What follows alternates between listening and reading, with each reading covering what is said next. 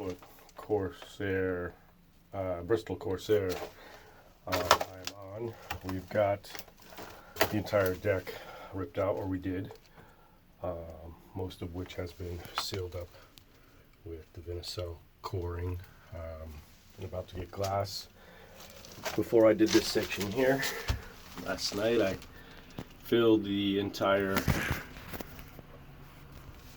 support here with epoxy, trying to make sure that's going to stick. So today I'll fill the other side. It already seems pretty solid as it is.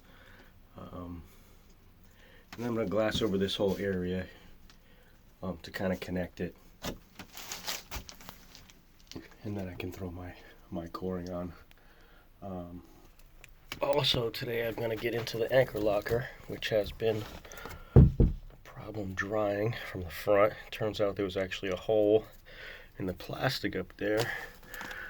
And so everything's dried up nice now. So I'm going to go ahead and fill all that in and continue on. I ran out of additive last night, so picked up some microspheres and some Cabsil, thicken this stuff up. There it is, Cabsil. So that's pretty much it. I'm going to go ahead and mix more up. If you haven't yet, go ahead and subscribe. Like the video, appreciate it. Helps me out. So last time I had mixed up some filler and some was a bit thin, but I was out of the additive, like I said, so I just split the difference and thickened up the stuff I had before. So I'm going to pour this back in the bucket so I can thicken this up and add to it, mix some more filling.